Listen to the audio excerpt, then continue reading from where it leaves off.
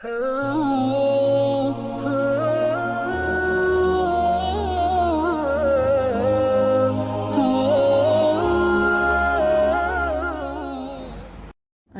alaikum wa rahmatullahi wa barakatuhu. I hope you're all well.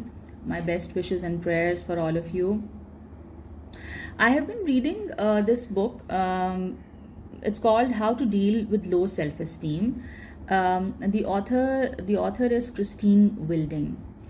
I have often thought about this subject. It fascinates me, and I really feel that there are a lot of problems that can arise from a person having low self-esteem or low self-worth.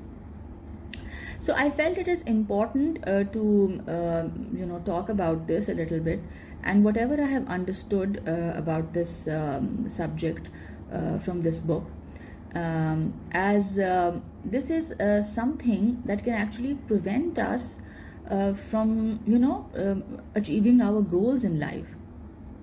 So let's see what we can learn about this subject today. A'udhu billahi minash shaitanir rajim. Bismillahir rahmanir rahim. Rabbi shrah li sadri wa yassir li amri wahlul 'uqdatam min lisani yafqahu qawli. Rabbi zidni ilma. Ameen ya Rabbil Alameen.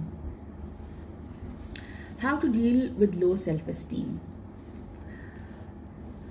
Firstly, we have to understand that negative beliefs play a huge role in maintaining low self-esteem. And of course, let's first of all, let's see what self-esteem actually means. In psychology, the term self-esteem is used to describe a person's overall subjective sense of personal worth or value. In other words, self-esteem may be defined as how much you appreciate and like yourself, regardless of the circumstances.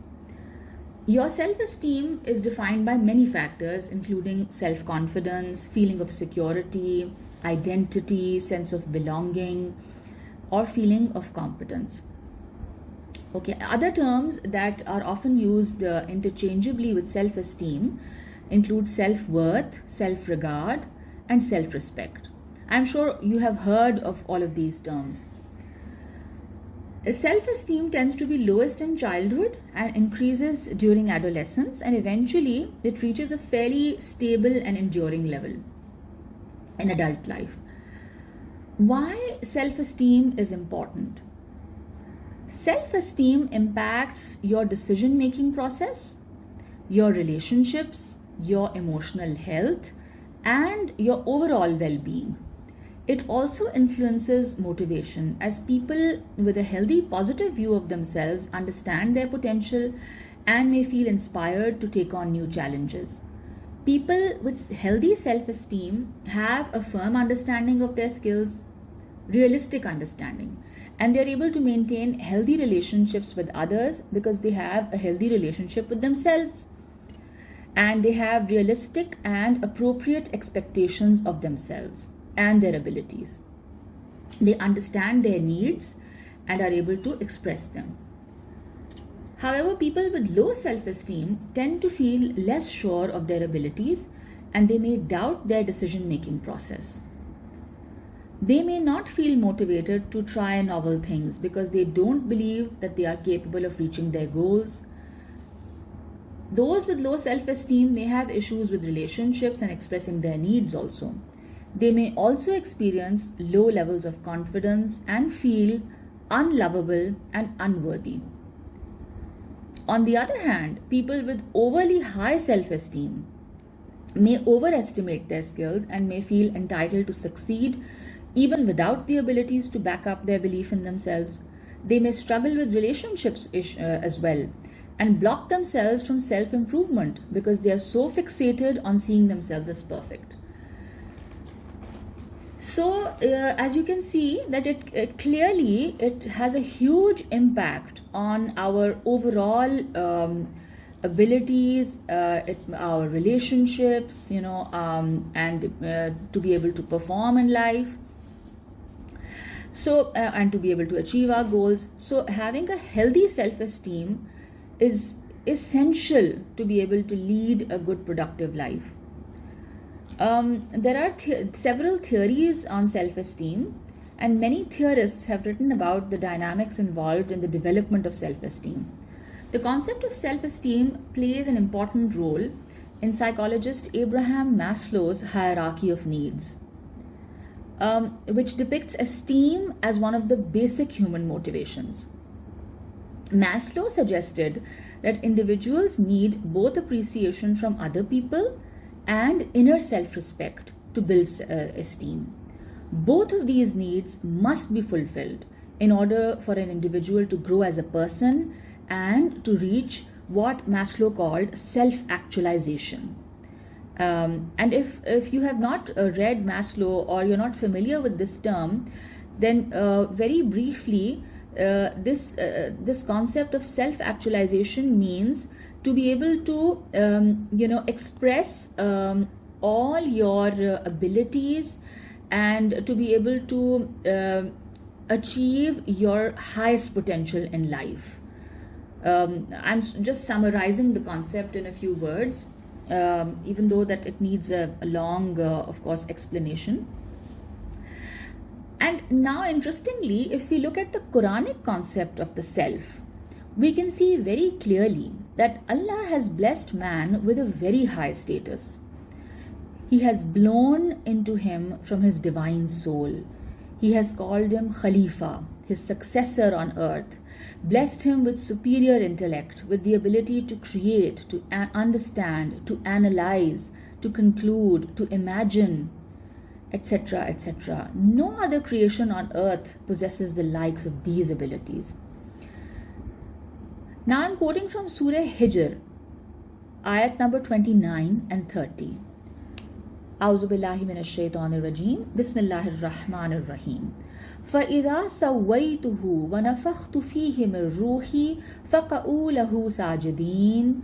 And when I have proportioned him and breathed into him of my soul, then fall down to him in prostration.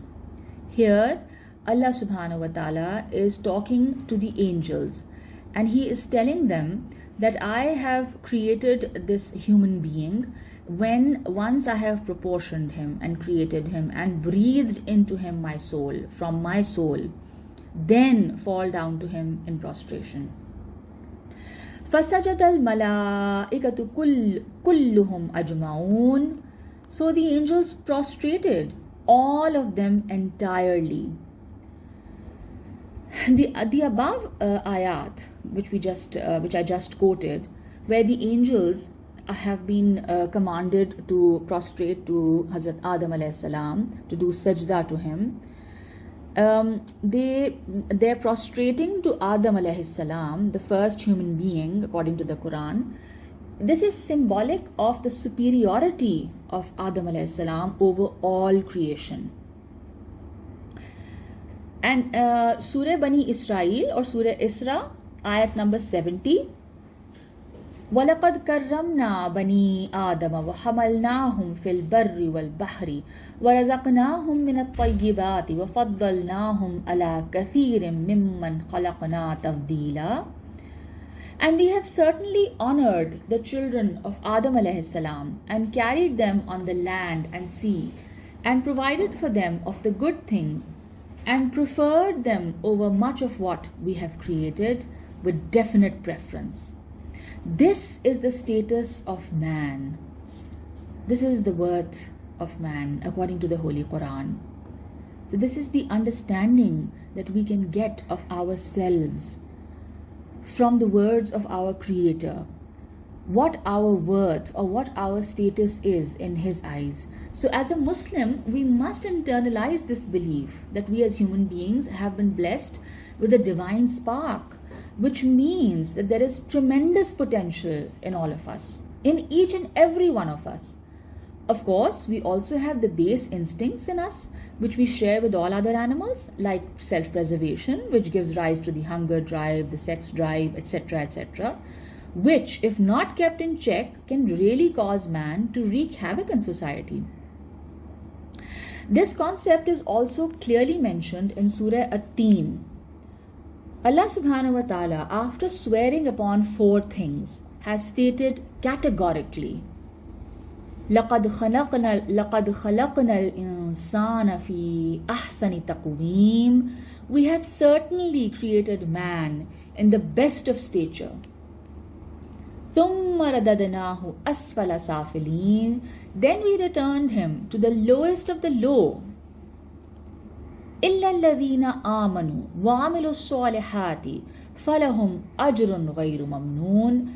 Except for those who believe and do righteous deeds, for they will have a reward uninterrupted.